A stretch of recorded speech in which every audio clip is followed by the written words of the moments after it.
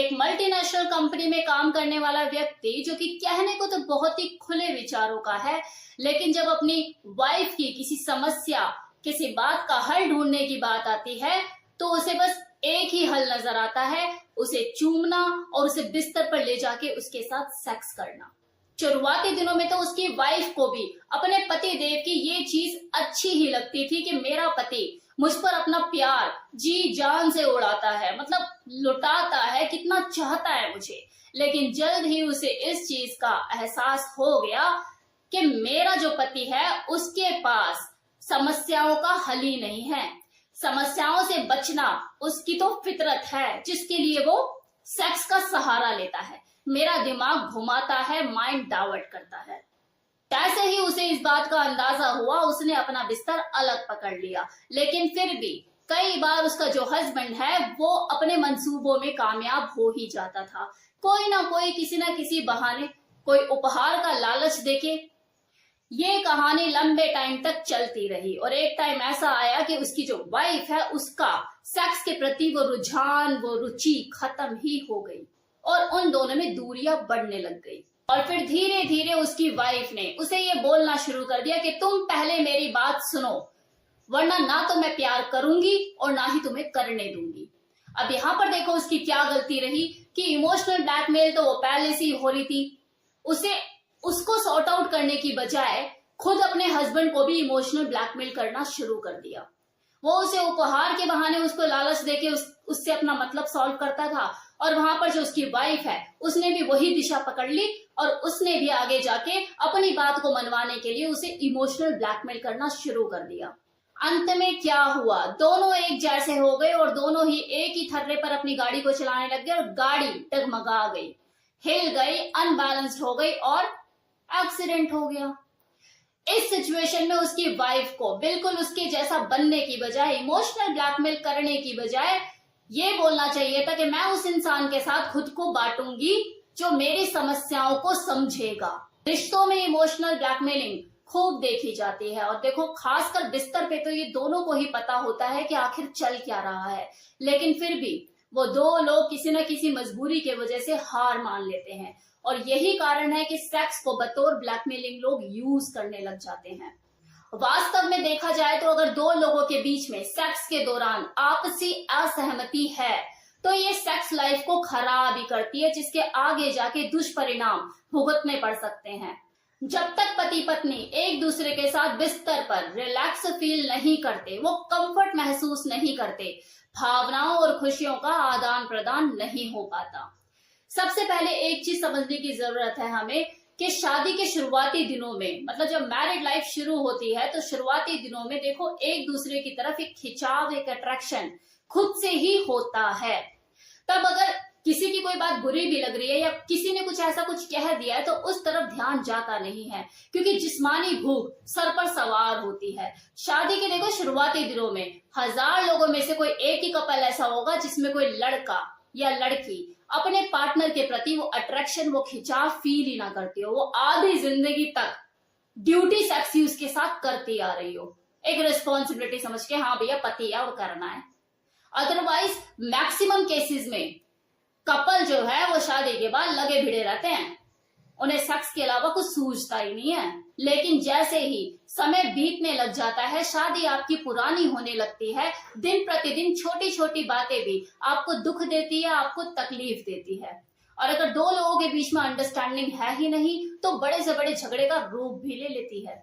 इसके बाद सेक्स के प्रति वो रुचि, वो रुझान जो पहले हुआ करता था धीरे धीरे खत्म होने लग जाता है। तो अगर आप इस तरह की सिचुएशन को फेस कर रहे हो और आपको ऐसा लगता है कि आपका पार्टनर अब आपकी तरफ वो रुचि नहीं दिखाता, तो आपको उसे ब्लैकमेल करने की बजाय, वो इमोशनल ब्लैकमेल करने की बजाय उससे बात करनी चाहिए। अब है कि इस बेडरूम ब्लैकमेलिंग को पहचाने कैसे, तो देखो बहुत ही आसान है। कई बार तो जो आपका पार्टनर होता है वो साफ मुंह पर ही बोल देता है, तो कई बार वो कोई ना कोई बहाना तैयार करके आपको यूज करने की कोशिश करता है।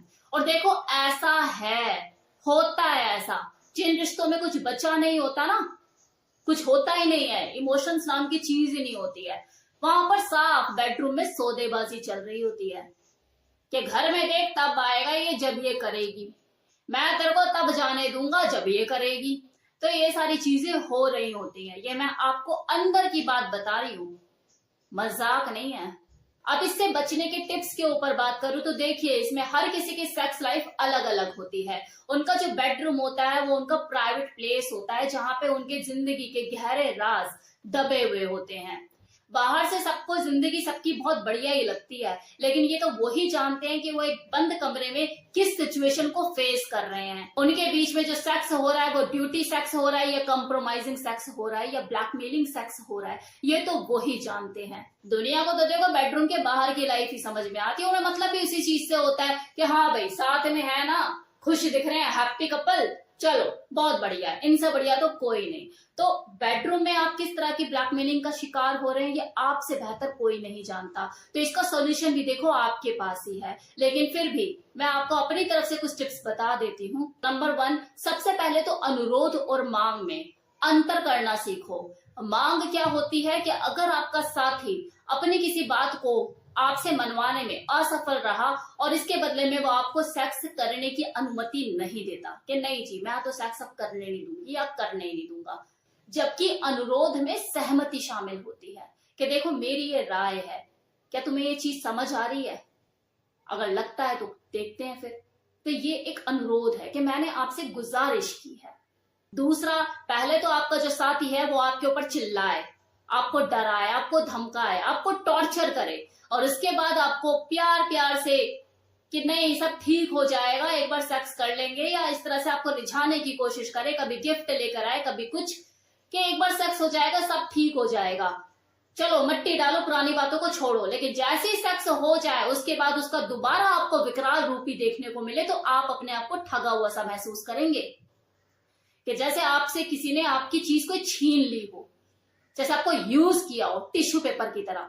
यहाँ पर आपके पार्टनर को, आपके साथी को विश्वास का पाठ पढ़ने की जरूरत है, क्योंकि वो बार बार आपके साथ विश्वासघात कर रहा है, आपके साथ छल कर रहा है, सेक्स को एक टूल की तरह इस्तेमाल कर रहा है। और आपको भी, खुद को भी ये चीज समझने की जरूरत है कि अगर आप बार बार उसके आगे घुटने टेकेंगी, आप उससे दबेंगी, तो वो आपको और ज्यादा दबाएगा, अपने हाथ की कठपुतली समझेगा, आपको कमजोर समझेगा। तो ऐसे में देखो वो अगला आपको यूज ही करता रहेगा सारी जिंदगी, आपको कमजोर समझ के। तो आपको अपनी बात पर टिके रहने की जरूरत है, अपना स्टैंड लेने की जरूरत है, और साथ ही साथ उसे ये समझाने की भी जरूरत है कि सेक्स हर बात का सॉल्यूशन नहीं। बताइए उसे कि आपसी झगड़ों में सेक्स को बीच में लाना किसी के भी हित में नहीं है।